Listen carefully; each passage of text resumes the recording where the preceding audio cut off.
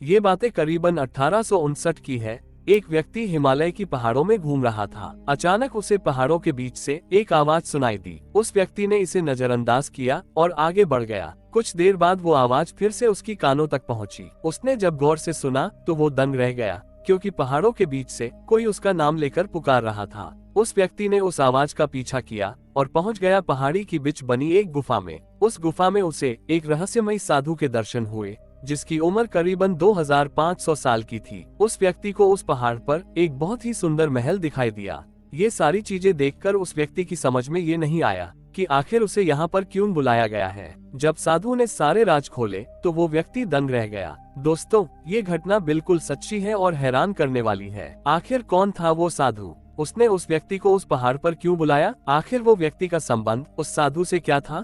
इन सारी बातों को जानने के लिए इस वीडियो को बड़े ध्यान से और अंत तक जरूर देखिएगा। नमस्कार दोस्तों, आपका स्वागत है हमारे YouTube चैनल अद्भुत भारत दर्शन में। वीडियो अच्छा लगे तो वीडियो को लाइक कर चैनल को सब्सक्राइब करना न भूलेंगे। वीडियो को शुरू करने से पहले आप सबों से अनुरोध होगा, एक बार सच्चे दिल से कमेंट बॉक्स में जाके हर हर महादेव लिख दीजिएगा। तो चलिए वीडियो को शुरू करते हैं। वे लोग बहुत सौभाग्यशाली है जो देवभूमि उत्तराखंड में रहती है, क्योंकि अनेकों संतों महात्माओं ने इस भूमि को अपनी चरण धूलि से पवित्र किया है। उनका प्रवास आज भी इस चित्र को पुलकित कर रहा है। उत्तराखंड में रानीखेत नाम की जगह है। इस रानीखेत में 1859 में एक ऐसी घटना घटी थी जिसके बाद पूरी दुनिया की नजर रानीखेत पर पड़ गई। दरअसल 1859 में ही एक व्यक्ति के साथ ऐसी चमत्कारी घटना घटी जिसके बाद पूरी दुनिया के लिए वो विश्व गुरु बन गए, जिनका नाम था श्यामाचरण लाहिड़ी महाशय। आज से करीबन 160 साल पहले ये सेना में अकाउंटेंट के पद पर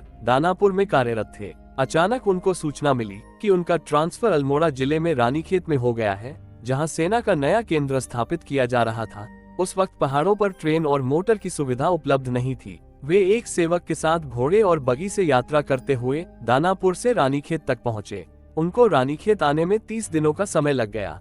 रानीखेत में लाहिड़ी महाशय के पास करने के बहुत कार्य नहीं थे, तो वो खाली समय में पहाड़ी की सुंदर वादियों में सैर करने के लिए निकल पड़ते। उन्होंने ये भी सुना था कि पहाड़ियों में बड़े बड़े संत निवास करते हैं। लाहिड़ी महाशय को संतों से मिलने की इच्छा थी। एक दोपहर रानीखेत की पहाड़ी में सैर करती हुई उनको लगा जैसे कोई उनका नाम लेकर पुकार रहा हो। कौतूहलवश वो आवाज को सुनते हुए द्रोणागिरी पर्वत की ओर बती रहे। वे इस बात से भी चिंतित थे कि कहीं में लौटने से पहले अंधेरा न हो जाए। चलते हुए वो खुली जगह पर पहुँचे जिसकी दोनों ओर गुफा थी। वहाँ पर उन्होंने एक अत्यंत तेजस्वी संत पुरुष को देखा।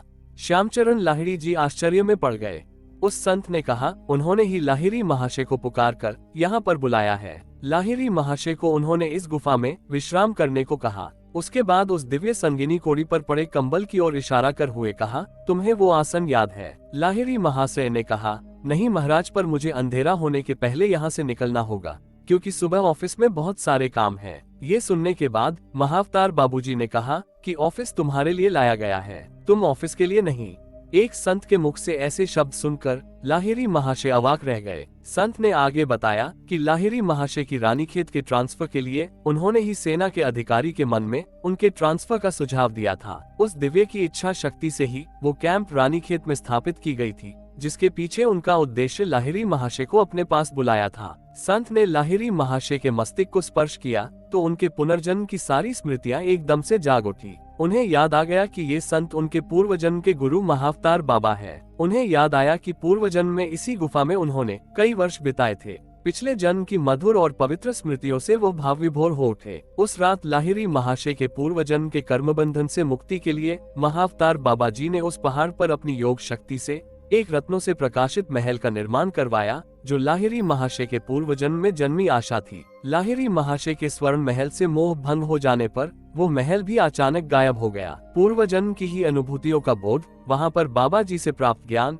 और उनकी कृपा से अगले 7 दिनों तक लोहारी महाशय निर्विकल्प समाधि में लीन रहे। आत्मज्ञान के अनेक स्तरों को पार करते हुए 8वें दिन लाहिड़ी महाशय ने बाबा जी के साथ हमेशा के लिए रहने की इच्छा प्रकट की। बाबा जी ने उन्हें बताया कि उनकी इस जन्म का उद्देश्य सम्माननीय मनोरोगी के बीच रहकर अपनी भूमिका निभानी है। गृहस्थ योगी के रूप में उन्हें संसारी लोगों के मध्य रहकर उन्हें आश्वासन देनी होगी कि क्रियायोग के माध्यम से गृहस्थ इंसान भी ब्रह्म की उपलब्धि कर सकता है। महाअवतार बाबा जी ने उन्हें ये भी वचन दिया कि जब भी लाहिरी महाशय उनका वाहन करेंगे बाबा जी उनके सामने प्रकट हो जाए। बाबा जी के आदेश से लाहिरी महाशय द्वारहाट के दूनागिरी के पर्वत से नीचे उतरे। लाहिरी महाशय 10 दिनों के बाद जब अपने कार्यालय पहुंचे तो उनके सहयोगी प्रसन्न हो उठे। उन्हें लगा था कि लाहिरी महाशय हिमालय की जंगलों में खो गए हैं। इसके शीघ्र बाद मुख्यालय से एक पत्र आया जिसमें लिखा था लाहिरी को वापस दानापुर लौट जाना चाहिए, उनका रानीखेत ट्रांसफर गलती से हो गया था। उसके बाद लाहिरी महाशय ने अपनी नौकरी छोड़ दी। अब क्रिया योग का विस्तार करने के लिए अपने पूरे परिवार को लेकर काशी आ गए। उन्होंने काशी में रहकर क्रिया योग लोगों सिखाना शुरू कर दिया और इसी बीच उन्होंने बहुत सही चमत्कार भी किए। लाहिरी महाशय जब महाप्रभु जी को याद कर देश विश्व के सामने प्रकट हो जाते। इस तरह लाहिरी महाशय वो पहले पुरुष बन गए जिन्होंने क्रिया योग को मानव जाति के सामने प्रस्तुत किया और कहा कि इसी माध्यम से एक गृहस्थ इंसान भी ब्रह्मदत्त को प्राप्त कर सकता है।